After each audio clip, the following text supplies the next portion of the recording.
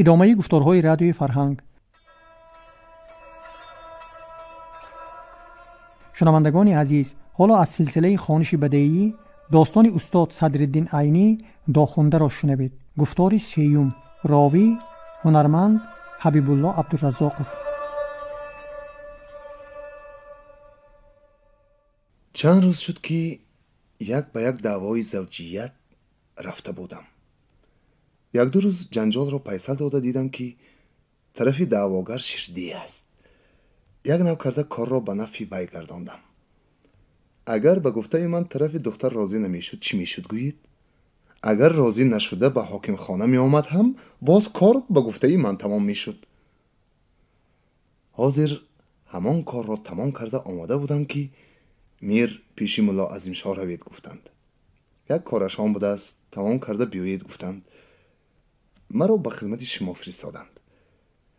شاگرد پیشگان و یسوالانی هستند که یک ماه باز یگان خدمت نگرفته خاک لیسیده خواب کردند. من که از دستم کار می آید دعواگر و میر را خرسند می کنم، یک روز هم بیکار نمی مانم. غیر از خدمتانه ای که از فقرا می گیرم، گاه از خود جناب میر هم به این گونه باز به جامعه خود اشارت کرده التفات های مخصوص سرفراز می شوم. گفته علی مردان سخن خود را یک درجه تمام کرد و برای فهمیدن اینکه گفته هایش به خوجین چی تأثیر بخشیده است چشمانش را به چشم او دوخته نگاه کرده ایستاد. در همین وقت دلاور به پایان صفه آمده. داده به من قندلات دهید گفت. خوجین پیشانش را ترش کرده. بچم این امکت سرتراشند، قیراق و پاکوهایشان را هم همراه آوردند. گریز کی ها میبرنده گفت. دلاور به شنیدن نام سرتراش از دعوای قندلات گذشته به طرف حولی درون گریخته رفت. فصل دهم، چوپان گریزه. عظیم شاه خواستش را که به سبب قندلات طلبی پسرش پریشان شده بود با 2 ثانیه سرجنبانی به یک جا جمع کرده به مهمانش که منتظری جواب بود نگاه کرده گفت. همه از خود شماست علی مردان بیگ. شما که یک خدمتگار صادق جانسپار جناب میر می باشید، دل آن کس هم همیشه به طرف شماست. دل را به دل رهیست در این گنبد سپیر، از روی کینه و از روی مهر گفتند. بنابراین شما را خرسند و شما را تربیت می کنند. مانند این واقعه از سر خودی من هم گذشته است. کم و بیش خدا دولت داده است، ملک و اسباب داده است. البته اینها را من به گوری خود گرفتن نمیبرم، لیکن به کوچه هم برآورده نمیپرتایم. هر کس مرا خرسند کند و موافق طبعش خدمت نشان دهد، من هم وی را تا جان دارم خرسند میکنم. مال و جانم را از وی دریغ نمیدارم. دلم بر پولم خور گفتند. مثالش انا همین کاری امروزه هم است. امروز به شما کاری من افتاده است. اگر مرا منتدار کنید من هم ایثار منتداری میکنم.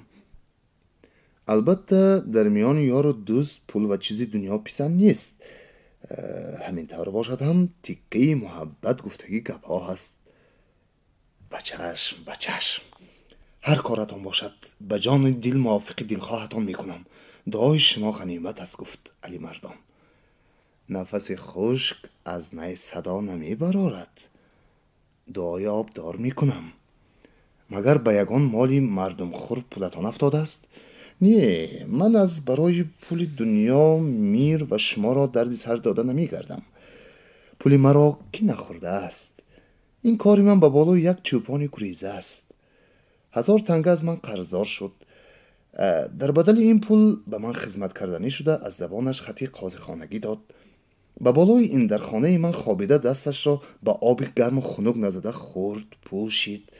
وقتی که من گوسفندها را خریده به سفری بخارا تیار شدم و خواستم که رمه را به وی رانانم، یک بار غایب شد. اکنون میشنوم که به دره نیهان رفته است. البته این کار به من علم کرد، گویا که وی مرا احمق کرده فریب داده گریخت. وگرنه گپ در بالای پول و چیز نیست. دیگر اینکه اگر من کار را سهل گرفته بلا به پسش گفته مانم، دمچه همه خدمتگاران آب میگیرد. هر خدمتگار که نگاه دارم میخورد میپوشد، روزی که کار برآمد میگریزد و میرود. یک یتیم در خانه دارم که از حالا چشمانش بیجا شده است. همین روز از پیشی میر آمدم که هنوز خوابیده است. بازور خزانده به سری خیرمن فرستادمش. در آنجا چیکار میکند گویید؟ پیشی با دیگران رفته آنها را هیوباش کرده به حضور می نشیند. انا بچونین یک کاری سبک بازور فرستادم گویید. این اولین اثر گریختن چوپان است. اگر من این کار را به ثبوتش نرسانم، نه تنها خدمتگاران من بلکه خدمتگاران دیگران هم ویران می شوند. به شما معلوم است که هیچگاه آدمی نابوده بوده را نادار دارم را دیده نمی تواند. وقتی که معطل و محتاج شدن، گشنه ماندن، آمده یتیمی ایستند، آشتان را میخورند، نمکتان را میخورند. همین که شکمشان سیر شد، دسترخوانتان را پایمال میکنند، نمکدانتان را میشکنند. همیشه خون میخورند که چرا اینها بای ما قشاق، چرا اینها فربی ما لاغر، چرا اینها داره ما نادار. آن نمیدانند که عزیزان گفتند با خدا دادگان ستیزه نکن، به خدا دادگان خدا داده است. بیگی به شما دروغ، به خدا راست. وقتی که من از درواز آمدم، غیر از یک کفش چوبین، یک چارق، یک کلوار و یک چوب دست چیزی نداشتم. اول از مرحمت خدا، دویم به سایه دولت جناب عالی صاحب حولی زن و فرزند شدم. یعنی 4 زن دارم. ملک و اسباب هم موافق دل و نیتم جمع شد. و حالا که من کلن نزدم، دزدی نکردم، مال مردم را نخوردم، خدا مرا به دولت مناسب دید و داد. بی دولت اگر کیش کند آب نیابد. با دولت را کشته و ناکشته برابر گفتند.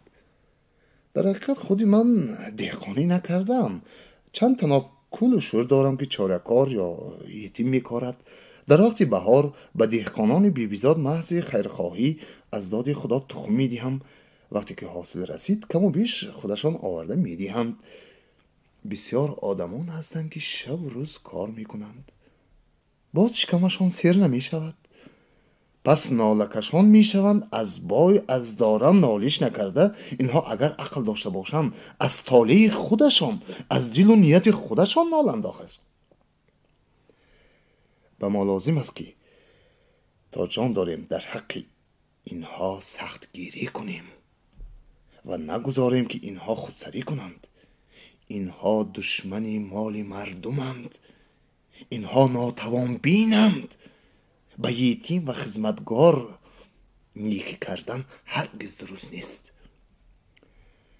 این چوپان شما از کجاست؟ نامش چیست؟ و پدرش کیست؟ نام خودش یادگار و نام پدرش بازار است. اصل اینها اینجایی نبوده، از تابعیان کولاب به این طرف افتادند. 7-8 سال پیش از این، در سالی که به کولاب قحطی روی داده بود، بازار با زن و فرزند خود به بخارا روان شده اینجا آمد. زنش در اینجا مرد. من مونده زنش را با خرج خود گرانیدم. خودش و پسرش را که اون وقت تخمیناً 12-13 ساله بود، من به تربیه خود گرفتم. اینها را هم که از کوفت راه و گرسنگی قریب به مردن رسیده بودند پروا کردم. پس از آن که بازار فربی شده به استخوانش آب دوید، طالب خدمت شد. محض از برای ثواب او را به چوپانی گرفتم. سال 1 بار به سمرقند و 1 بار به بخارا گوسفند راندم. هر بار دزدی کرد. گوسفندان شیشکی فربه مرا در راه دزدیده فروخت. دزدی‌هایش پیش قاضی اسلام دین شده به گردنش افتاد. از من قریب 1000 تنگه قرضدار شد و به بدل این قرض به من خدمت کردنی شده از زبانش خط داد. لیکن پیش از آن که خدمت کرده حق مرا ادا کند مرد. مرده این را من گرانیدم. پسرش به جای خودش تا ادا شدن این قرض خدمت کردنی شده خط را تازه کرد. لیکن 1 بار هم سفر نکرده گریخت. واقعه همین بود که این روز به جناب میر رفته عرض کردم و یه سوال طلب نمودم. از خوشبختی من شما را تعیین کردند. امیدوارم که شما این چوپان گریزی مرا دستگیر کرده به دستان سپارید و هم این کورنمک را چنان جزا دهید که به دیگران عبرت شود.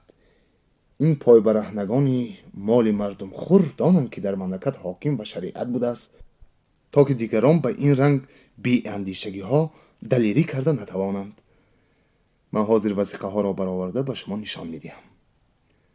خوجه این سخن خود را تمام کرده به حولی درون درآمد و از کیسه خود یک دسته کلید برآورده با یکی از آنها صندوق را گشاد. از درون صندوق یک بخچه را برآورده یله کرد که پر از وثیقه ها بود. در پشت هر کدام این وثیقه ها اشارت های مخصوص بود که خوجه این با وجود بیسوادیش از آن اشارت ها به نام کی بودن آن وثیقه ها را میدانست. در وقتی کافتکاوی وثیقه ها وثیقه نظر دهقان به چشمش واخورد. این را گرفته به زیرتری بخچه مانده خود به خود گفت: احمق میگوید که خطی مرا سپار. من نادان نیستم که این دام را به دست خودم داده تو را رها کنم. کدام روز که قدمت را بجا مانده همان روز با دستیاری این خط را به قرقازی ها آشنا خواهم کرد. عاقبت وثیقه های بازار و یادگار را یافته گرفت. بخچه را محکم بربسته به صندوق گذاشته درش را قلف کرد. وثیقه ها را بیرون برآورده به دستی علی مردان داده: اینها را خوانده دیده مزه کنید بگی. علی مردان خطها را از دست عظیم شاه گرفته یکی از آنها را با آوازی بلند به خواندن سر کرد. در تاریخ شهر رجب المرجب سنه 1325 بود که بازاربای ریشچال، میان قد، گندمگون، میش چشم ولدی عوض مراد در دارالقضای سریجوی حاضر آمده اقرار صحیحی معتبر شرعی نمود. حالا جوازی اقرارهی شرعاً بر این وجه که من موکیر از ملا عظیم شاه ولد رحیم شاه بای 859 تنگه رایجه مضروب به ضرب بخارای شریف صنع الله معوالیها انیلیفات مدیون گردیدم که این دل مطالبه مبلغ مذکور را به حضور قاضی اسلام به مقرون لحن مذکور سپاریده ابره ذمه می نمایم و کان ذالک بمحضیرا من المسلمین. حضار المجلس روحبای رحمان قرال بیگی خدای نظر و غیره. جای مهر قاضی. تقریر و تحریر وثیقه دوم هم به همین مضمون بود. فقط فرق در اینجا بود که به جای بازار یادگار نوشته شده بود. علی مردان پس از خواندن وثیقه ها: با این وثیقه ها اگر یادگار 100 جان داشته باشد یک جانش هم خلاص نمی شود. حاضر شما نگاه دارید در روزی مرافعه می براریم. گفته وثیقه ها را به دست خوجه این داد و به دسترخوان فاتحه خوانده رفتنی شد. عظیم شاه او را به اندک ایستادن تکلیف کرده خود به میمانخانه در آمد و از صندوق شیرواردان خود یک سرقندی 5 قداقه را برآورده: این را دهن شیرینی کنید. از نوگ خمیر فطیرگویان به دست علی مردان داد و او را تاته دروازه اوزاد کرده: هرچی باشد کوشش کنید که به دست افتد. گفته تاکید کرد: خاطر جمع باشید. اول آن که خودش را به دست می درارم. اگر گریزد 1-2 نفر اهالی دره را دستگیر کرده آورده به زین خانه می اندازم. دیگران کور شده گناهکار را با دست خود آورده می سپارند و اشکل باقی داده بندی هایشان را خلاص کرده می برند. خیر، خوش، پناه خدا. گویان رفت. عظیم شاه هم: خدا راه سفید دهد، شکارتان برار گیرد، حق به حقدار قرار یابد گفته به حولیش در آمد. فصل 11. بیماری ناگهانی. مهرما پس از آن که نورد را گردانده یک لای کرباسی بافتش را پیچاند، دقیق گفته زنی دادرشوی خود را جیغ زد. توتیایی که در روی صفه به زیر درختی توت نشسته نایچه می انداخت و برای کار فردایی دقیق خود مهرما پود تیار می کرد، چرخ و پریک خود را به حالش گذاشته به توکان خانه آمد و چی میگویی گفته از مهرما پرسید. مهرما بی آنکه ماکو را از دست مانده سرش را از کار برآورد قریب بود که از یادم فراموش شود. آتای یادگار گفته بود که امروز شما یک جوال گندم را شسته مانیتان، شب سفر را آسیا میفرستانیم. من باشم تا بیگاه با سفر به دروی کنجیز سرگردان میشوم ба гандумшӯӣ на дасти ман ва на дасти Сафар намерасад. меҳрмоҳ ҳанӯз суханашро тамом накарда, як бачаи 5 сола, ки дар як тарафи дӯконхона нишаста чоҳча канда аз ғарав дӯкони бофандагӣ месохт. «Оча, ман Осиёро надидам. ман ҳам шаб ҳамроҳи амакам Осиё меравам», гуфта миёни гапи меҳрмоҳро шикаст. «Шаб шавад, отат барои ту Осиё сохта медиҳад. ҳоло дӯконатро сохтан гир», гуфта меҳрмоҳ бачаро сокул кард ва ба тутиой: «Сабил монда ҳанӯз 2 газ нашудааст. боз 2 лой бофтан дар кор аст. ту гандумро ба тағора шуста ба болои шол рехтан гир. ман ҳам корамро тамом карда рафта ба ту ёрӣ медиҳам», гуфт. офтоб фурӯ рафт. торикӣ ҳам кам кам дунёро фаро гирифт. ҳанӯз аз бозор ва Сафар хабар нест. меҳрмоҳ ба оташдон ки қариб буд оташаш фурӯ нишинад, як дона тароша монда ба дағиғачӣ гуфт: «Чаро имшаб инҳо дер монданд? падари ёдгор пиёбад барвақттар тайёр шавад. Сафар ҳам шикамашро сир карда дар рӯзи равшан Осиё равад гуфта буд. чӣ шуд, ки ҳанӯз намеоянд?» «Сухани хона ба бозор намеояд, рост гуфтанд. корашон тамом нашудагист ё ягон кори дигар баромадагист. лекин ман гумон мекунам, ки амаки ёдгор имшаб Осиё рафта наметавонад. 2 рӯз боз сарам сим дар мекунад», мегуфт. имрӯз ба зур хиста аз рӯи акаш гузашта натавониста ба кор рафт, вагарна ҳеҷ мадори ҷунбидан надошт. ман аз рӯзи мурдаи афғони мусофир боз аҳволи амакашро дигаргун мебинам. аз куҷо буд, ки он мусофири беморро раҳмхӯрӣ карда ёфта омад? то вақти мурдани он ҳеҷ аз пиши вай наҷунбид. аҷаб нест, ки аз ҳамон бемор ба ин ҳам ланге расида бошад», гуфта меҳрмоҳ гапи дағиҷашро тасдиқ кард. лекин аз ин тасдиқ дигаргун шудани аҳволи дағиҷаашро дида: «зарар надорад. акаш эшонро оварда куфу суф кунонад. ту дидӣ, ман надидан шуда асли қадимаш бар ин мешавад», гуфта тасаллӣ дод. «дер монанд, майлаш куя, лекин гоҳро барвақттар меоварданд, ки дар вақташ дӯшида мешуд», гуфта боз ҳасрат кард. ҳамин вақт аз роҳрав овози иш гуфтани касе баромад. меҳрмоҳ саросима аз сари оташдон хеста говдӯшаро гирифт.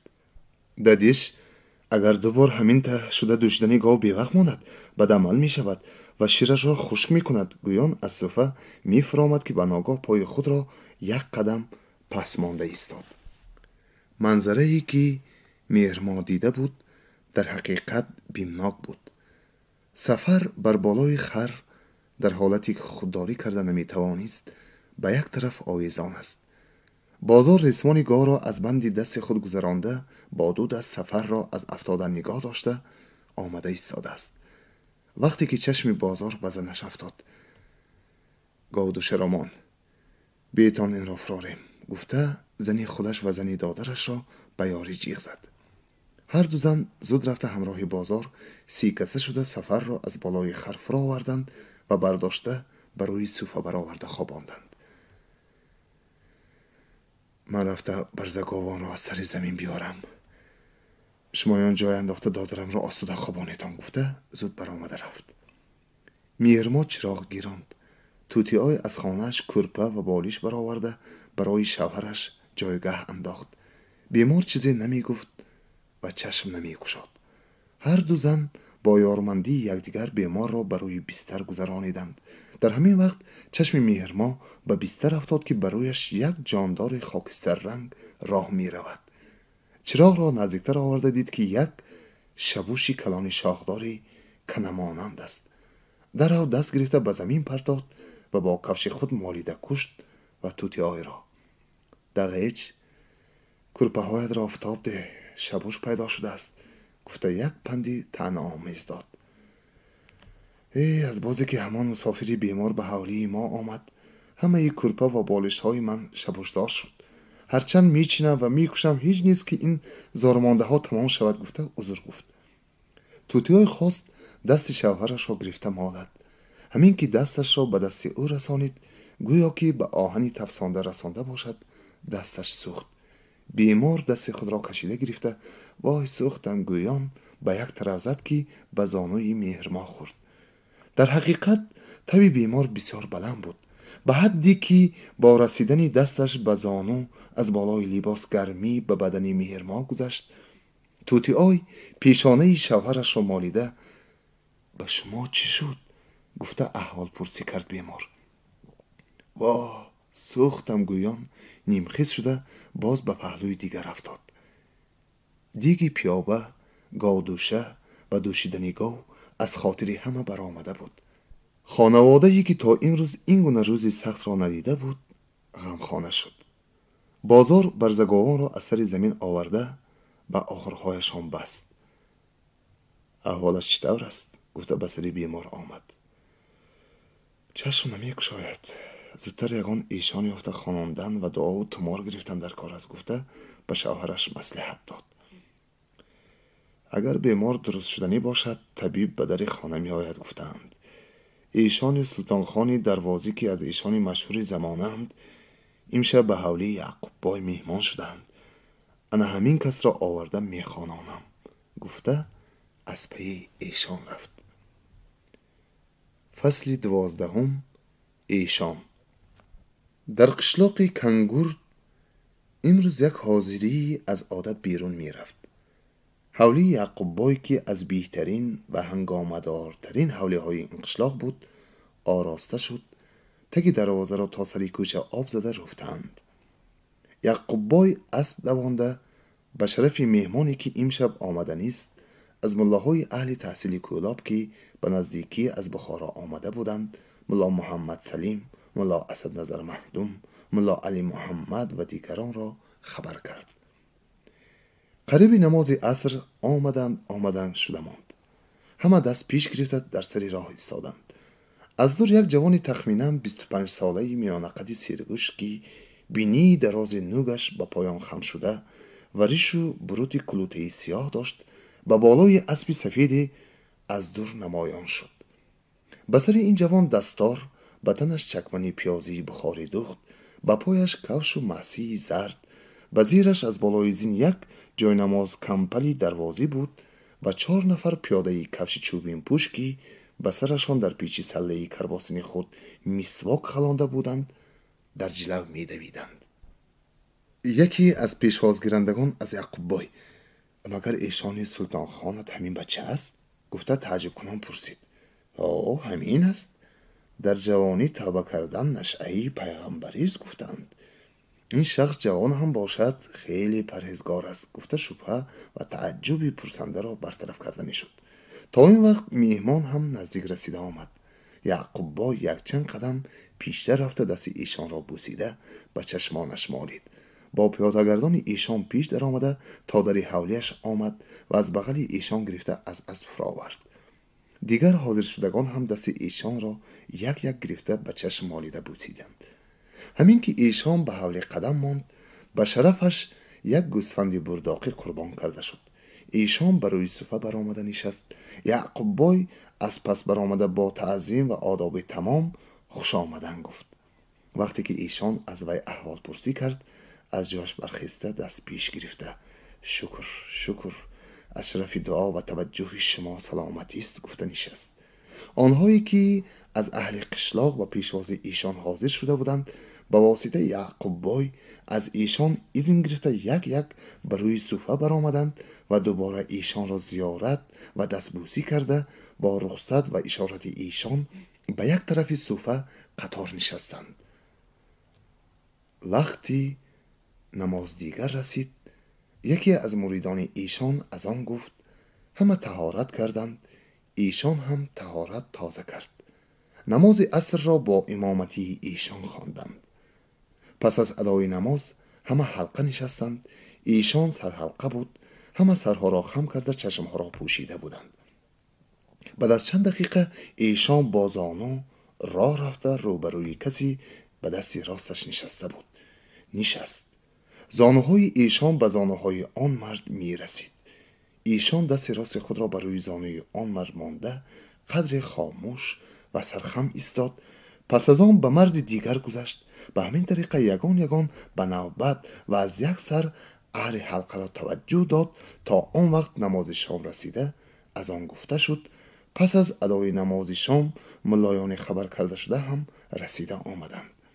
ایشان با آنها گرم و سوزان واخوردی کرد. آنها هم ایشان را گرم پرسی کردند، لیکن دستبوسی نکردند.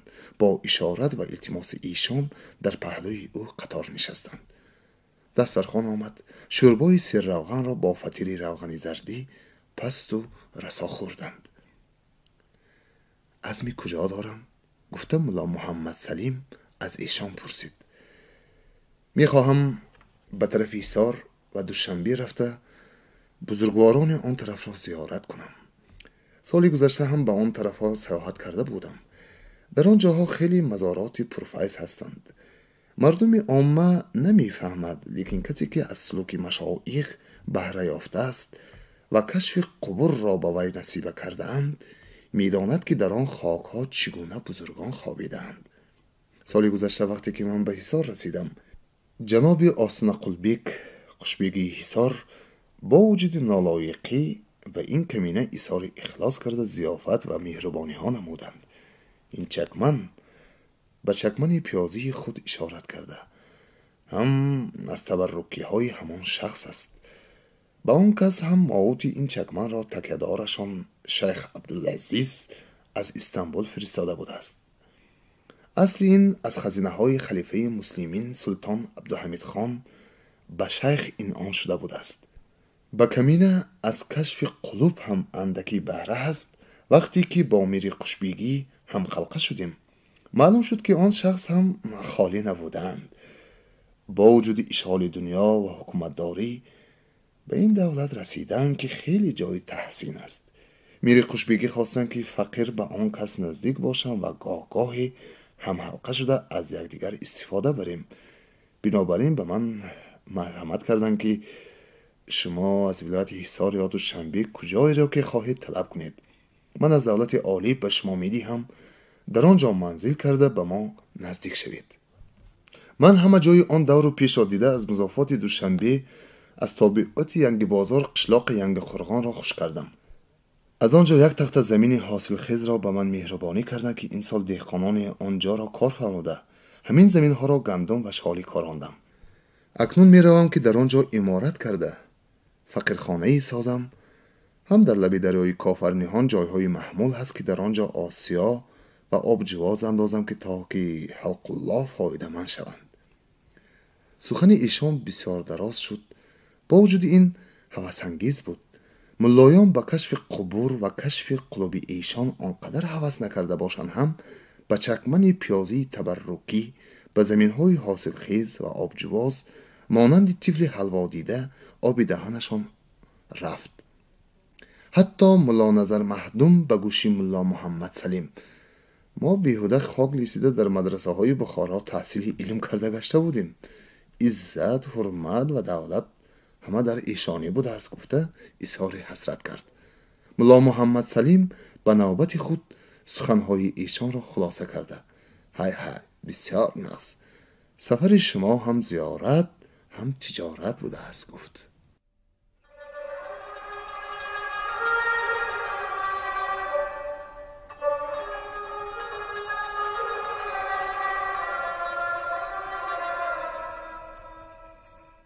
شما از سلسله خوانش بدیعی گفتار سیوم داستان استاد صدرالدین عینی داخوانده را شنیدید.